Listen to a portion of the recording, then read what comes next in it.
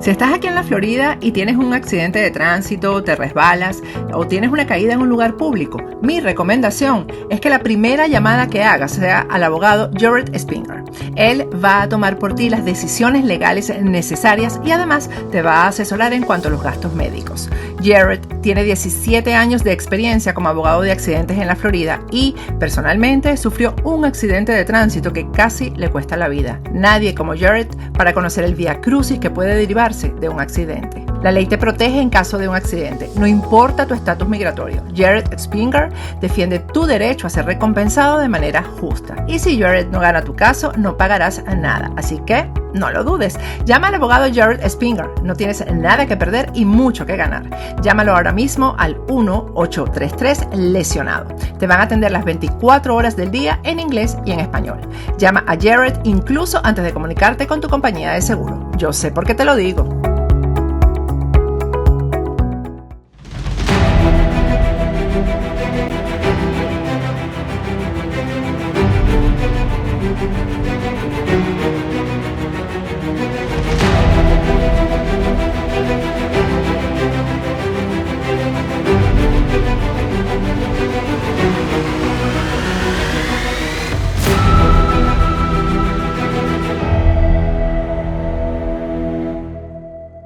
Grabando. Buenos días, amigos y amigas de Diálogos en Libertad. Después de la pausa estival necesaria, teniendo en cuenta que en los últimos tiempos llevamos mucho sin descanso y que esta pandemia, pues además de cansancio físico, suele dar lugar también a un cansancio de otros tipos, pues después del descanso viene otra vez el trabajo, el deseo de trabajar y el deseo sobre todo de manteneros informados, hablando, entrevistando y dándoos a conocer noticias importantes que de una u otra forma pues den lugar a que vosotros, además de estar informados y de conocer opiniones, podéis disfrutar pues de nuestro trabajo y sobre todo pues de personalidades importantes que han pasado y seguirán pasando por este programa. Sin lugar a dudas, desde el pasado 15 de agosto, uno de los temas de actualidad, no solamente en España, sino también en todo el mundo, es el tema de Afganistán. Y nosotros en Diálogos en Libertad tenemos la grandísima suerte de contar con un diplomático avezado, con una persona que ha sido embajador y que conoce muy bien los entresijos, entre otras cosas, porque ha sido embajador en los Estados Unidos. Los que sois habituales del programa os daréis cuenta de que estoy hablando de nada más y nada menos que de Javier Rupérez, alguien que tiene una importancia en España desde el punto de vista diplomático, porque él fue quien construyó la diplomacia al inicio de la democracia, también por el hecho de haber estado trabajando en las Naciones Unidas y por haber sido uno de los representantes de España, concretamente embajador de España en Washington. Con él vamos a hablar del tema de Afganistán y si de la conversación nos surge también alguna otra cosa, sin duda lo trataremos. Buenos días, Javier, ¿qué tal estamos? Hola, don Eugenio, buenos días. Pues, buenas tardes, porque estamos en diversas orillas. Gracias a Dios, estoy bien, en plena forma. Encantado de reencontrarte y encantado de renovar el diálogo contigo. Siempre es un placer y un honor. ¿Qué tal por la capital del mundo? O hasta hace poco la capital del mundo como era Washington. ¿Podemos decir que lo va a seguir siendo o por el hecho de que Estados Unidos quizás está perdiendo fortaleza política de cara al exterior, puede dejar de ser Washington la capital del mundo? Bueno, yo siempre la he llamado la capital del imperio, ¿no? Y yo creo que sigue siendo la capital del imperio. Efectivamente, en este momento pues, está pasando por momentos complicados.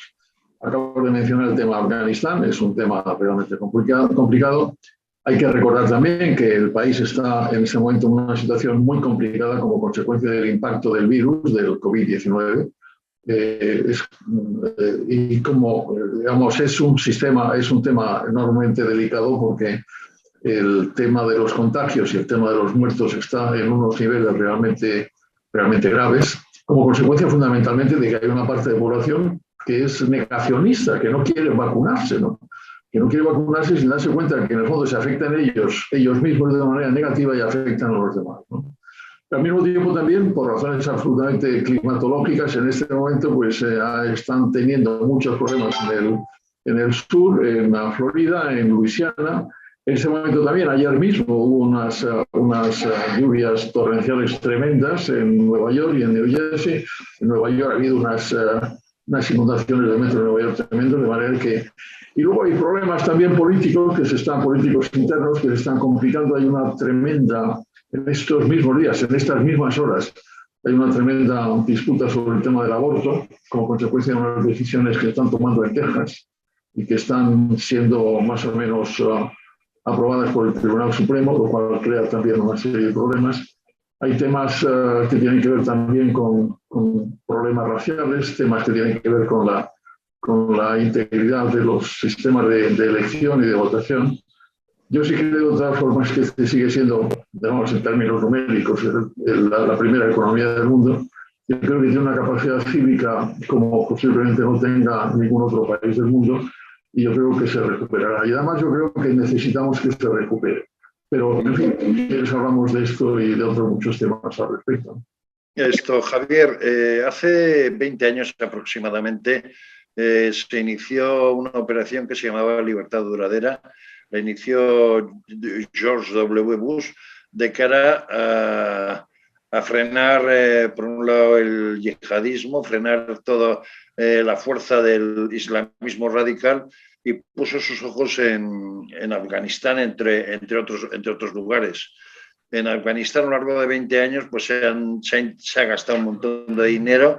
Se ha intentado mantener un gobierno que de una u otra forma llevara a cabo alguna apertura, pero desde la época de Obama hasta aquí, pasando también por Trump, que de alguna manera negoció con los talibanes, resulta que el pasado 31 de agosto Estados Unidos se ha retirado de Afganistán, con lo cual no solamente se genera un grave problema en esa zona, sino que se genera un problema casi mundial.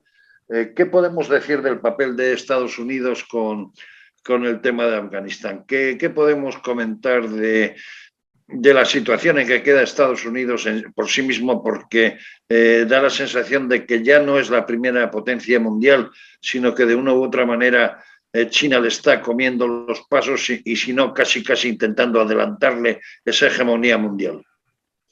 Yo creo que hay que recordar, como tú haces, hay que recordar varias cosas, ¿no? Hace casi 20 años, el 11 de septiembre del año 2001, un conjunto de terroristas islámicos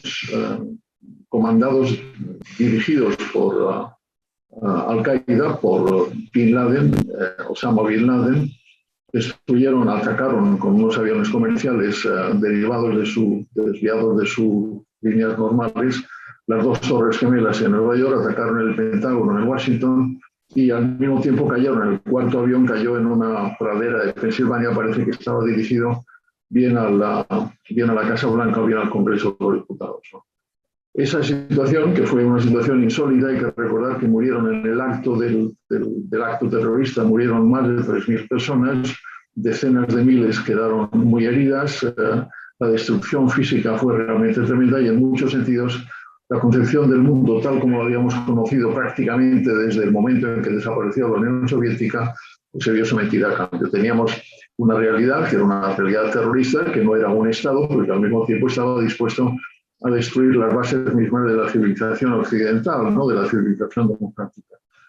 Con el aval del Congreso de los Estados Unidos y con el aval del Consejo de Seguridad de las Naciones Unidas, el presidente Bush ordenó una intervención militar en Afganistán, precisamente porque Osama Bin Laden estaba viviendo en Afganistán, estaba viviendo en Kabul bajo un gobierno dirigido por los talibanes.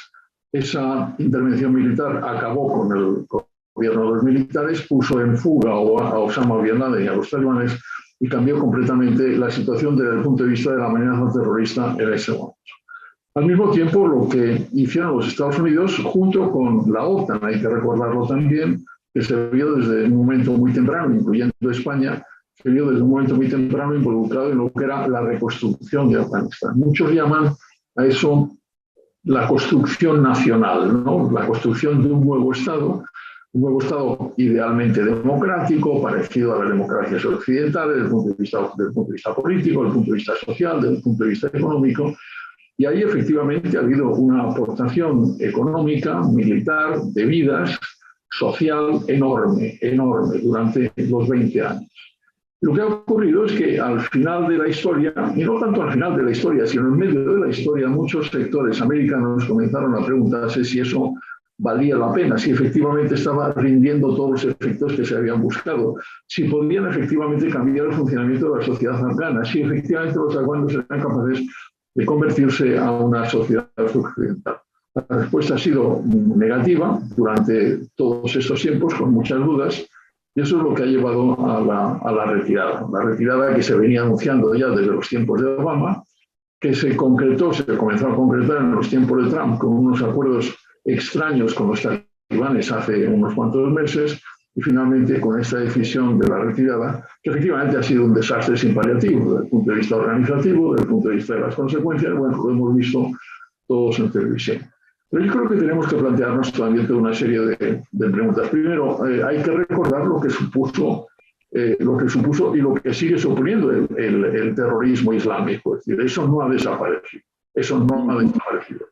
Claro, lo paradójico es que resulta que 20 años después el mismo gobierno talibán, que fue derribado por la acción de los Estados Unidos, como digo, aprobada por todos los estamentos nacionales e internacionales, vuelven a estar en el gobierno 20 años después. Y eso es una situación realmente insólita, absolutamente insólita. Hablando de la situación, el hecho de que ahora Estados Unidos haya abandonado Afganistán y teniendo en cuenta que Pakistán es fronterizo, ¿no puede ser muy grave esto también para Pakistán, que además es un país que tiene capacidad nuclear, e incluso para la India o para países de la zona desde el punto de vista de la influencia que puedan tener los islamistas o los talibanes de alguna manera?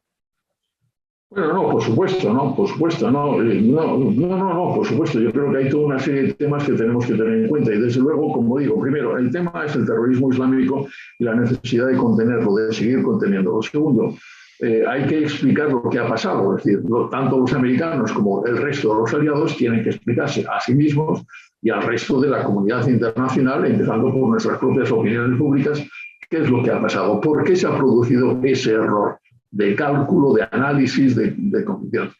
Tercero, hay que tomar nota de lo que ha ocurrido desde el punto de vista táctico, logístico, desde el punto de vista de las consecuencias políticas generales. En el entorno, efectivamente, Pakistán, la India. Pakistán siempre ha jugado un papel ambiguo con respecto a Afganistán. Al fin y al cabo, hay una parte de Pakistán que es una parte también de Afganistán, porque al fin y al cabo las tribus están divididas entre los dos países, ¿no? Pero yo creo que tenemos que sacar esas conclusiones importantes, qué es lo que ha ocurrido, por qué ha ocurrido, cuáles son los errores. Tenemos que analizar también lo que se ha hecho, ¿no? Porque realmente durante todos estos 20 años, desde el punto de vista social, se ha potenciado la educación, se ha potenciado la sanidad, se ha potenciado las infraestructuras, se ha potenciado el respeto a la mujer, que los talibanes no tenían y siguen sin tener. De manera que vamos a ver exactamente lo que queda de todo eso, ¿no? Naturalmente, al final, lo que hemos constatado es que no había un gobierno afgano y no había unas fuerzas armadas. Pero se puede decir, Javier, que tal y como el presidente de Estados Unidos, Biden, dijo en su discurso a la nación esta semana, a principios de semana, que la retirada de Afganistán que había sido un éxito, puede ser un éxito desde el punto de vista militar, por llamarlo de alguna forma, el haberse retirado sin bajas importantes a pesar de ese atentado que se produjo. Pero en sí mismo es un fracaso como nación y como potencia mundial, independientemente de que Europa también ha fracasado, ¿no? Claro. No, él se refería a los datos logísticos técnicos de lo que ha sido la retirada última, ¿no? Eso ha salido razonablemente bien, los números de la gente que ha sabido sacar y tal, pero claro, eso es pura y simplemente el resultado de un fracaso, en donde resulta que al final hay que sacar a la gente porque si no los van a matar, van a acabar con ellos, ¿no? Y yo creo que eso es un fracaso, con independencia de que efectivamente los vuelos se hayan celebrado, que al final el aeropuerto haya funcionado más o menos, que al final efectivamente pues se ha salvado a bastante gente. Pero yo creo que ellos mismos, el gobierno americano y las intervenciones del propio Biden, que se repiten pues prácticamente cada día, en el fondo son conscientes de la pérdida de reputación, de la pérdida de credibilidad que ha tenido el gobierno americano como consecuencia de todo esto. Es decir, que es que al final resulta que 20 años después el mismo gobierno que había amparado a los terroristas que acabaron con las Torres Gemelas, vuelve a estar en el gobierno, sin disparar ni un solo tiro. Sin disparar ni un solo tiro. Bueno, ¿quiere eso decir que el mundo no se ha acabado, ¿no? ¿Quiere eso decir que hay potencias que se están aprovechando de la situación? Evidentemente, China y Rusia, sin ningún tipo de duda. Están aplaudiendo por las orejas, porque al fin y al cabo creen que los Estados Unidos se han venido abajo. Evidentemente también los Estados Unidos tienen que tomar nota de todo lo que ha ocurrido y efectivamente también hay muchos analistas que dicen que esto del orden liberal ha llegado al final y que estamos entrando en el mundo postamericano. Yo no soy profeta, lo que sí sé es que en estos momentos, casi como ocurría durante la Guerra Fría, tenemos un mundo dual en donde está por un lado el mundo democrático y por otro lado el mundo totalitario. ¿Qué es lo que queremos? ¿Dar por muerto el mundo democrático? ¿Dar por muerto el orden liberal? ¿Dar por muerto el mundo americano? Yo no estoy por eso. Yo soy perfectamente consciente de las dificultades con las que nos enfrentamos. Lo he sentido muy profundamente estos días viviendo en Washington. Todo lo que he visto, porque lo veíamos prácticamente minuto a minuto en la televisión, ha sido enormemente doloroso, pero al mismo tiempo también yo creo que tenemos que levantar la cabeza y decir, no podemos quedar en manos de los chinos. No podemos quedar en manos de Hablando de los chinos, ¿qué le parece la reacción que tuvieron los chinos a través de una rueda de prensa dada por un portavoz en la que más o menos decían, magnífico que se hayan ido los Estados Unidos, han fracasado y de alguna manera estamos nosotros aquí ahora para manejar la zona y hacer de la zona, vamos a decir, un territorio casi satélite nuestro, por lo menos desde el punto de vista económico, pero no político? Claro, no. Desde el punto de vista económico, desde el punto de vista político, ellos tienen su sistema que a mí me parece aberrante con todos los respetos. Hay que tener relaciones con los chinos, naturalmente, y hay que hablar con ellos, pero claro, lo que decía, están aplaudiendo con las orejas, porque les parece que efectivamente esto les viene muy bien a ellos en contra de los Estados Unidos. Yo no me alegro de eso. Constato que hay dificultades, constato que hay cosas que tener en cuenta, constato por otra parte que la sociedad americana sigue estando viva con todos los problemas que tiene, que no son pocos, ¿no?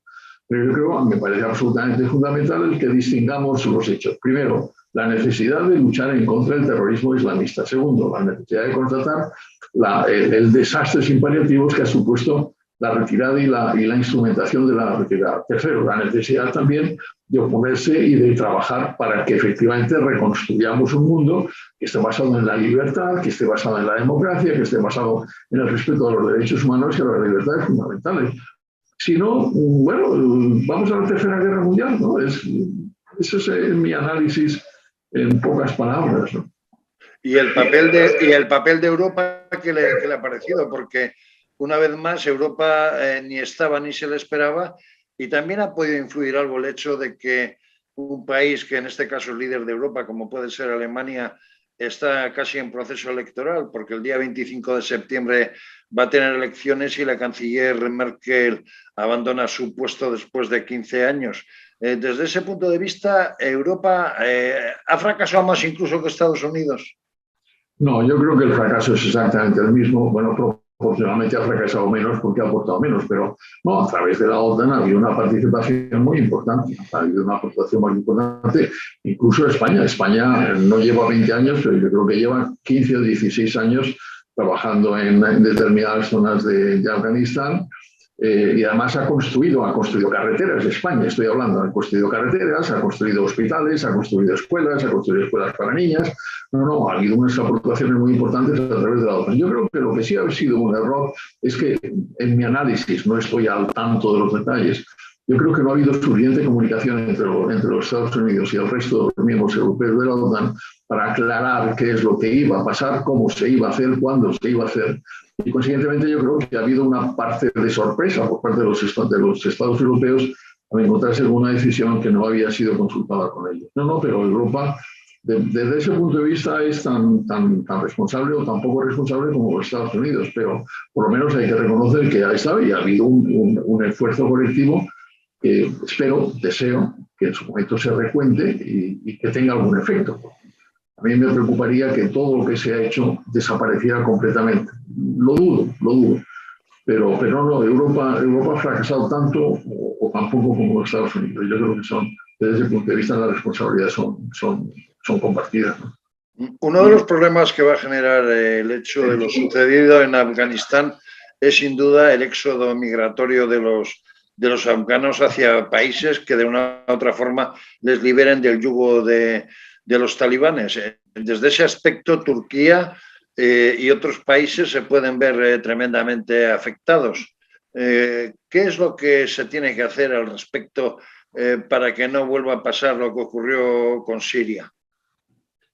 Bueno, yo creo que recordando un poco el problema general, digamos, lo que tendría que hacer la comunidad internacional es conseguir que no hubiera refugiados, ¿no? ¿Por qué hay refugiados? Porque la gente sale corriendo cuando hay asesinatos, cuando hay dificultades económicas, cuando hay hambre, y eso está pasando en este momento en Afganistán, pero está pasando en Venezuela, y está pasando en Nicaragua, está pasando en Cuba. ¿Qué voy a decir yo en Cuba? ¿No? En todos los cubanos que en este momento están viviendo fuera de Cuba porque se han visto forzados a salir corriendo, ¿no?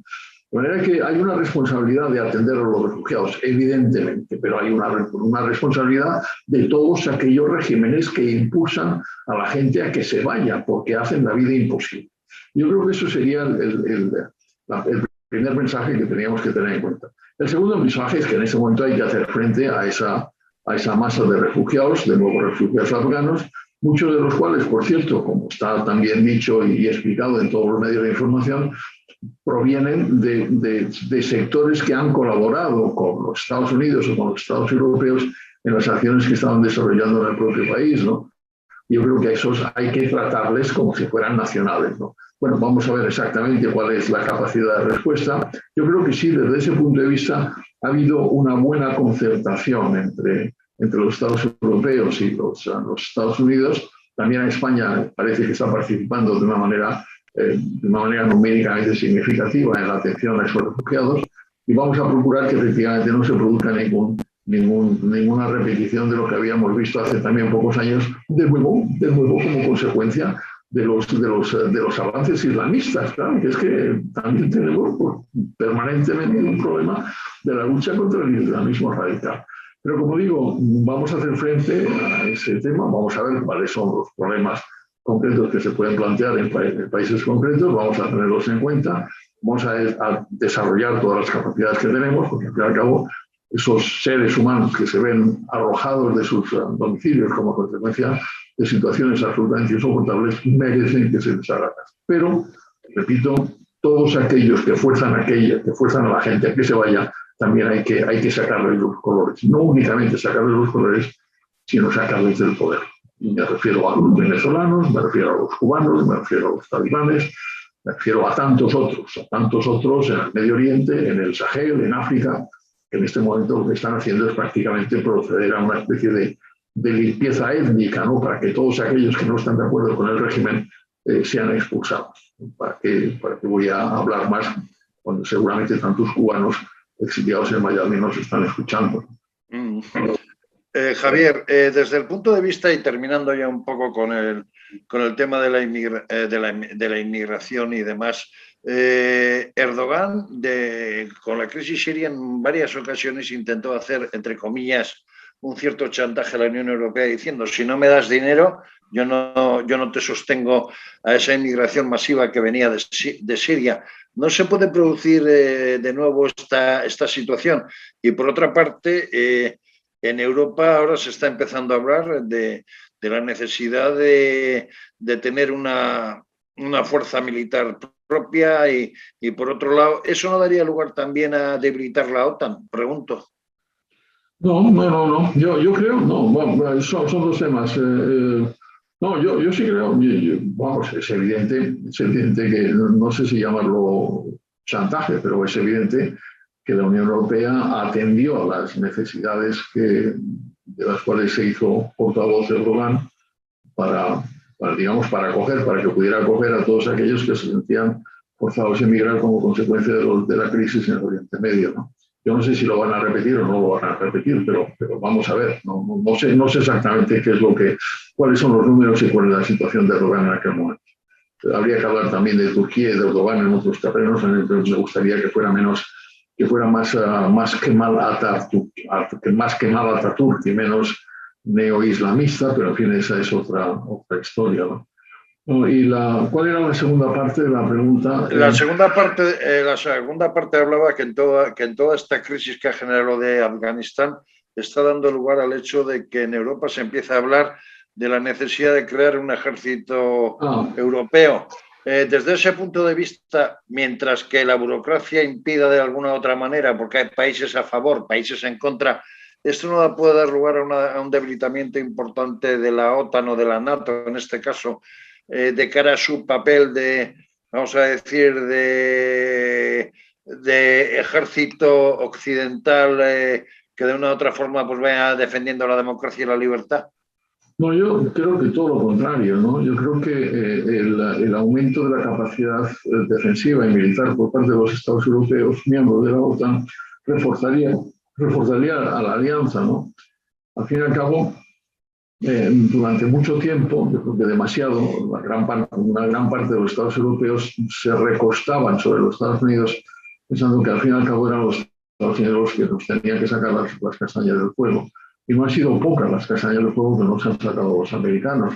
Pero lo que pasa es que también hay una parte sensitiva, una parte significativa de la opinión pública americana, y eso también lo vimos parcialmente durante el mandato de Trump, ¿no? Que decía, bueno, ya está bien, ¿no? Vamos a ver si los europeos se mueven. Yo creo que los europeos se tienen que mover. Yo creo que una de las cosas de las que se ha hablado precisamente, no ahora, no únicamente ahora, sino de los últimos tiempos, se ha hablado mucho de la autonomía estratégica europea. Yo creo que hay que profundizar la posibilidad de tener efectivamente al final de la historia un ejército europeo. Yo creo que hay que recordar los números, es decir, en este momento pues cada uno de los países europeos dedican lo que pueden a los gastos defensivos, ¿no? Dicho sea de paso, nosotros no estamos en la mejor situación de las posibles.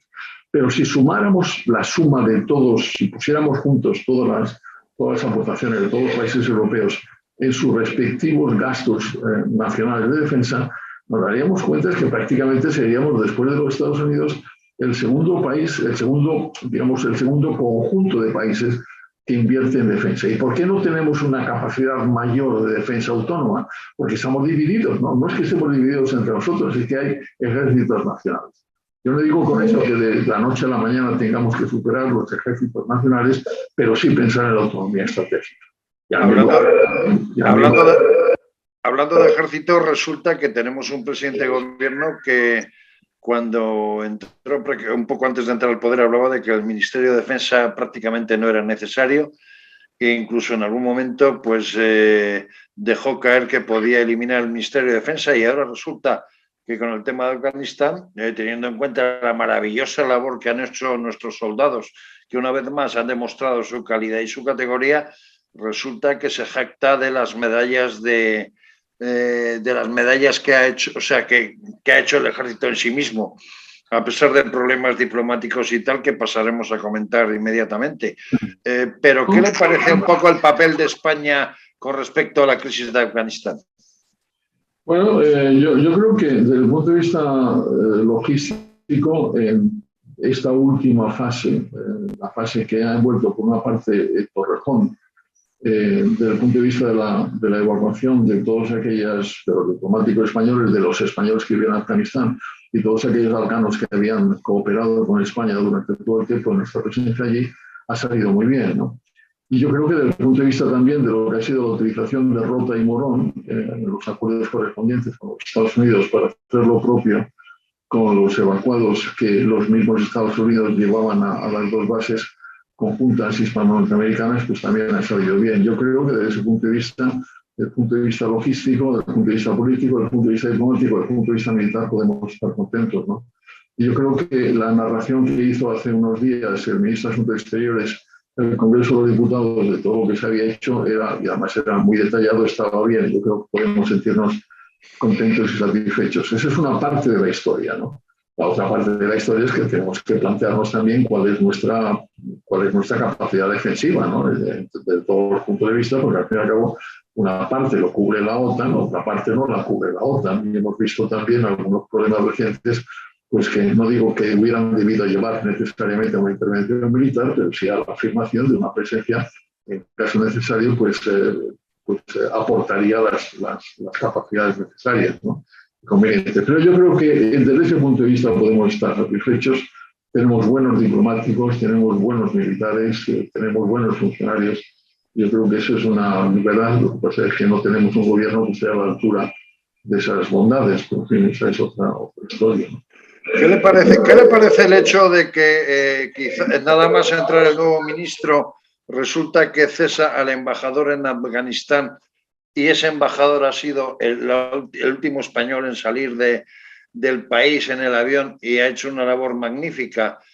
Como diplomático, ¿qué le parece un poco todo lo que ha ocurrido con el embajador de España en Afganistán y un poco la manera de manejar el gobierno toda esta crisis, vamos a decir, militar y diplomática? Yo no tengo los detalles de por qué se produjo el cese, ¿no? Normalmente los diplomáticos, los embajadores, están en sus puestos durante un periodo en torno a los 4 años, ¿no? Creo que a Gabriel Ferrán, el embajador en Afganistán, se le cesó a los 3 años. No, ignoro las razones, no las sé. Yo creo que el gobierno tendría que explicar exactamente por qué se produjo ese cese, sobre todo en el momento, creo que fue a principios del mes de agosto, cuando ya se sabía que todo el drama se estaba avecinando, ¿no? Realmente el comportamiento del embajador y sus subordinados ha sido realmente ejemplar, ¿no? Esa capacidad de presencia y de sacrificio al mismo tiempo también para garantizar que todo se hiciera por ellos mismos y que nada se hiciera y que que se quedaran hasta el mismo final de la evacuación para vigilarla, pues es realmente un ejemplo. Un ejemplo, por aparte yo que he vivido tantos años como diplomático, pues también soy perfectamente consciente de que la diplomacia, los diplomáticos españoles en general son un cuerpo admirable, dedicado a defender los intereses españoles, incluso con el sacrificio de sus vidas, ¿no? Y eso me alegra, ¿no? Los demás datos, pues vamos a ver exactamente. Es decir, en este momento veo que el gobierno está muy concentrado en explicar que las cosas han salido bien, y yo me alegro que hayan salido bien. Pero por otra parte hay muchas cosas que quedan pendientes que no tienen que ver necesariamente con Afganistán. Afganistán no es toda nuestra política exterior, ni mucho menos, no se agota ahí, ¿no? Tenemos que ver otros temas. Si le parece, vamos a abordarlo. Antes hablaba de la comparecencia, la primera comparecencia del ministro de Asuntos Exteriores en la Comisión de Exteriores del Congreso. Y allí explicó más o menos cuáles van a ser sus planes, pero anteriormente ha tenido un tropezón grave, importante, como es el hecho de la toma de posesión del presidente Castillo en Perú, en donde de una otra forma no supo reaccionar con las ofensas emitidas hacia el rey y hacia España.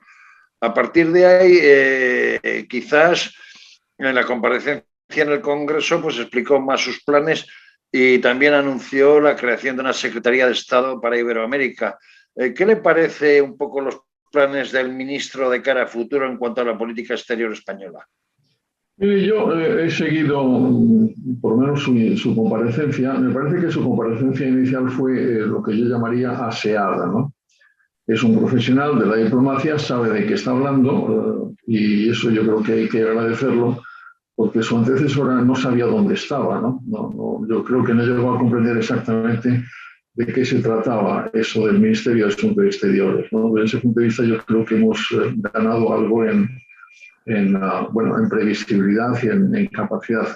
Pero sí observé algunas cosas que me preocupan. Primero, él repitió varias veces que la política exterior es absolutamente fundamental para tener una política interior buena, ¿no? Yo creo que es justamente al contrario. Es la política interior la que al fin y al cabo condiciona la existencia de una razonable, previsible y satisfactoria política exterior.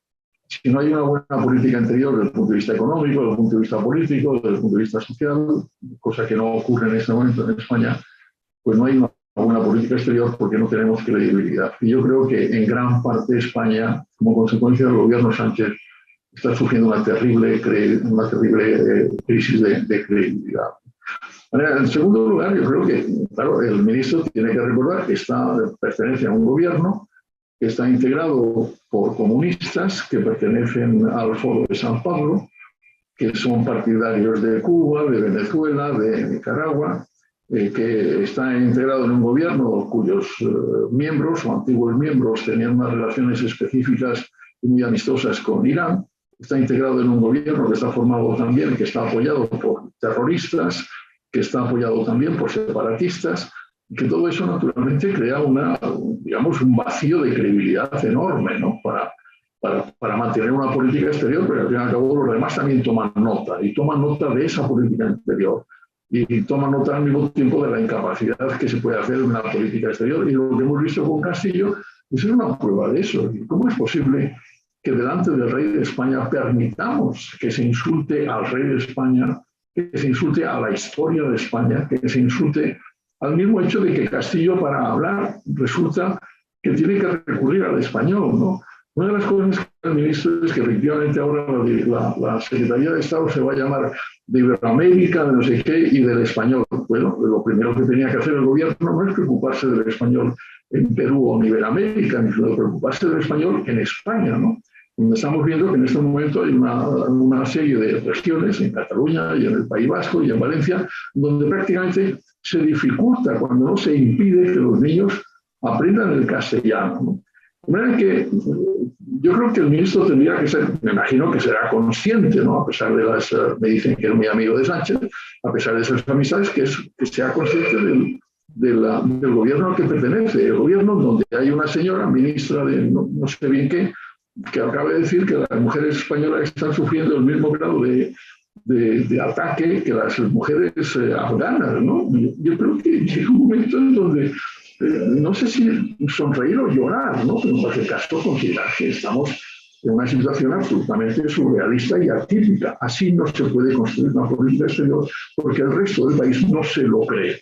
No se lo cree, ¿no? Y hablando de construcción de política exterior, el hecho de esa cumbre de 29 segundos que tuvo Pedro Sánchez con el presidente de Estados Unidos, Biden, en una reunión de la OTAN, y luego el hecho de que haya ido a Estados Unidos sin que ningún político de nivel 1 o nivel 2 le haya recibido para hablar sobre temas y acuerdos comerciales o acuerdos políticos con España, eso no se puede calificar de ridículo y de dejar a un país por los suelos por parte del gobierno. Claro. No, el pasillo de los 29 segundos fue vergonzoso, doloroso. Hay que recordar que Biden es presidente a partir de enero de este año. El pasillo creo que se produjo hace 2 meses más o menos. La única conversación que yo sepa han tenido Biden y Sánchez se produjo hace todavía pocos días como consecuencia de la crisis en Afganistán. Lo cual quiere decir que si no hubiera habido crisis en Afganistán, posiblemente no hubiera habido ningún tipo de conversación entre los dos presidentes, ¿no? Y esa es la situación, ¿no?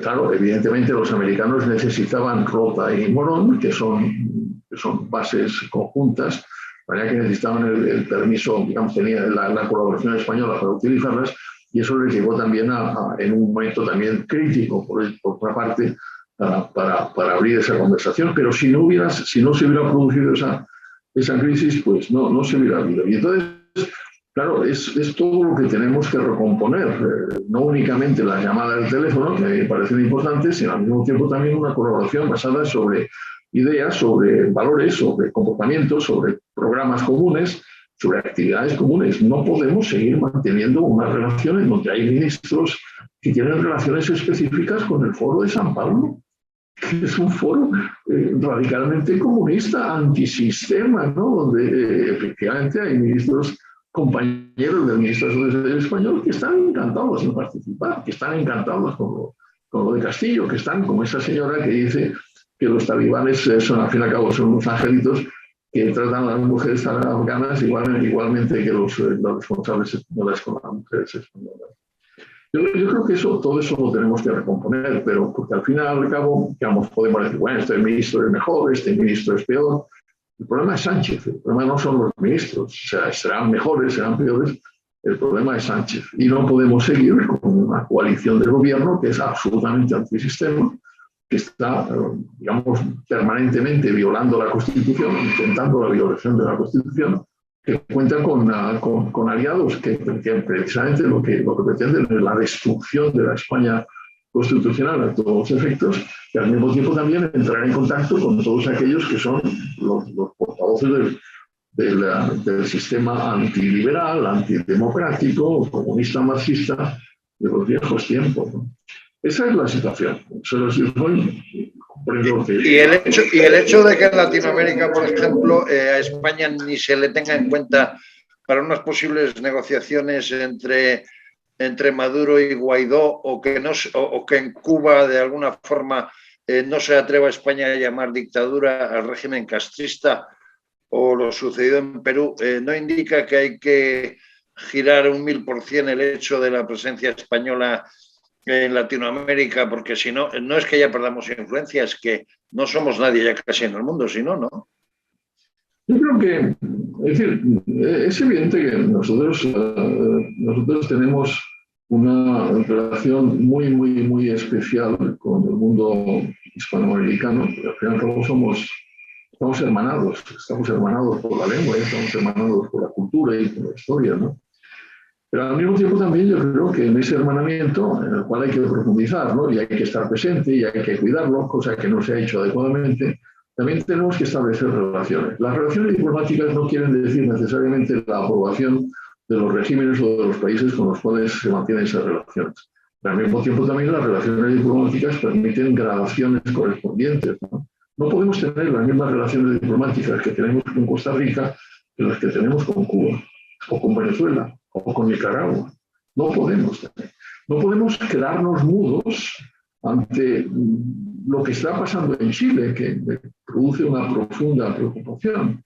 No podemos quedarnos mudos ante lo que está pasando, como digo, en Nicaragua. No podemos quedarnos mudos ante los sistemáticos insultos del presidente de México, ¿no? López Obrador, pidiendo que pidamos perdón, pero ¿en qué cabeza cabe, no? ¿En qué cabeza cabe?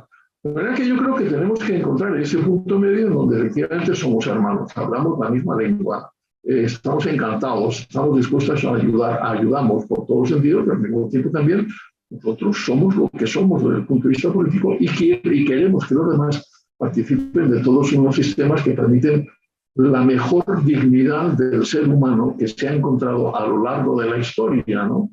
No volver a la barbarie de los incas o de los aztecas, ¿no? Que es lo que hace Castillo por un lado y López Obrador por otro. Yo creo que, o lo que hacen el castrismo en Cuba, ¿no? Hay que ver y darse cuenta también, es decir, que los cubanos se den cuenta, yo creo que los millones de cubanos que han salido corriendo se dan cuenta perfectamente de lo que, para qué sirve el socialismo, ¿no? Como sistema. Yo creo que eso es lo que tenemos que hacer, ¿no? Pero dudo que Sánchez lo llegue a hacer porque, como digo, depende de una coalición donde están los comunistas radicales, donde están los antisistemas y donde al mismo tiempo cuenta con el apoyo de terroristas y de separatistas. Es que es muy duro decirlo, pero es así. Es así. Javier, usted está en este momento en Washington, en la capital de Estados Unidos, pero pronto le tendremos por España.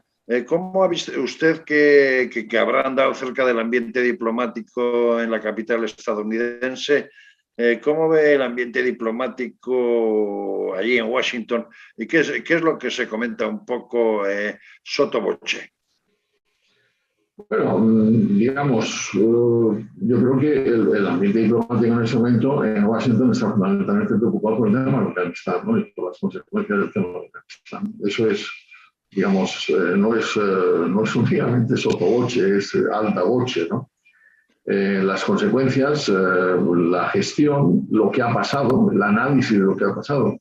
Y no es únicamente el mundo diplomático, es el mundo americano. No están llenos en este momento. Acaba de publicar el Washington Post, acaba de publicar un interesante libro que se llama The Afghanistan Papers, los papeles de Afganistán, que es un poco el recuerdo de aquellos de aquellos papeles que llaman los papeles del Pentágono sobre la guerra de Vietnam, ¿no? Que también ha habido muchos que lo han comparado, ¿no? Unas y otras. Es decir, la reflexión americana en ese momento en la capital del imperio está basada sobre qué es lo que hemos hecho, por qué lo que hemos hecho mal, qué es lo que podíamos haber hecho mejor, y al mismo tiempo los análisis de los comportamientos. Yo creo que hay que recordar también, desde ese punto de vista, sin entrar en muchos detalles que tampoco yo conozco, ¿no? Desde el punto de vista, por ejemplo, de los funcionamientos de los servicios de inteligencia, que ya había avisos, incluso ha habido avisos muy públicos. Yo no sé si han visto, Eugenio, una serie que se llama Homeland, que en español se traduce Patria, como Patria. Es una serie de Hulu muy conocida, en donde hace 2 años, en una serie larga que pasaba precisamente en Afganistán, se estaban tratando temas que son exactamente los temas que estamos tratando en este momento, ¿no? Una película también de hace 3 o 4 años de Brad Pitt, que estaba basada sobre una historia de un general jefe de las fuerzas americanas en Afganistán, que fue cesado por Obama, que se llama Mark Crystal. La película se llama la máquina de guerra, que era exactamente también, son cosas proféticas, ¿no? Y eso es lo que en este momento está en la calle a todos. Hay 2 temas en este momento que están en la calle. Uno es Afganistán. Vamos a ver exactamente cómo se sabe. Naturalmente eso preocupa muchísimo a la administración Biden, ¿no? Porque al fin y al cabo son precisamente conscientes de todo el impacto negativo que ha tenido, aunque hay que recordar que cuando se pregunta a los americanos si querían retirarse de Afganistán, más del 50% siguen diciendo que sí. No están de acuerdo con los procedimientos, pero están de acuerdo con la retirada. Y le termino con esta pregunta, Javier. ¿Preocupa Biden a los americanos tal y como está actuando? Bueno, yo creo que hay de todo. El país está muy polarizado. Todas las democracias están polarizadas. Y naturalmente están los restos del trumpismo. Están intentando sacar por todos los medios las baterías en contra de Biden y que aprovechan para decir que no teníamos que habernos retirado, cuando el primero que lo había dicho era Trump, que tenía que retirarse, que la retirada se ha hecho muy mal, que Biden está mayor, que está viejo, que no reacciona. Bueno, aparece todos los días en los medios públicos. No únicamente hablando de Afganistán, sino esta mañana estaba hablando del tema de las inundaciones que se han producido en el sur de los Estados Unidos y en Luisiana y ayer mismo en Nueva York. Bueno, yo creo que Biden básicamente lo que ha hecho es recuperar la credibilidad del comportamiento americano. Vamos a ver si efectivamente acabamos de comenzar. Al fin y al cabo estamos en el mes de agosto, empezó en el mes de enero, y ha tenido la acumulación de crisis mayor que se conocen en la historia americana en los últimos decenios, ¿no? Hay que también recordar. Vamos a ver, yo no soy profeta, pero espero y deseo que le vaya bien, no porque me apunte a Biden, sino ciertamente porque me apunto en contra de Trump, porque me apunto sobre todo en un país como los Estados Unidos, que durante muchos años ha sido, y espero que siga siendo, un poco el vigía, el portavoz de lo que es una vida internacional basado en el orden liberal, en el multilateralismo, en el respeto a los derechos humanos y en la libertad fundamental. Eso es lo que espero. Pues esto ha sido todo por hoy, Javier. Nos hemos quedado sin tiempo. Muchísimas gracias por estar una vez en Diálogos en Libertad. Le esperamos muy pronto en España y a tocar directamente temas nacionales, temas internacionales, pero sobre todo disfrutar de un diplomático de su altura y de un amigo como es usted. Gracias, Javier. Muchas gracias, Eugenio. Hasta muy pronto. Hasta pronto. Hasta pronto.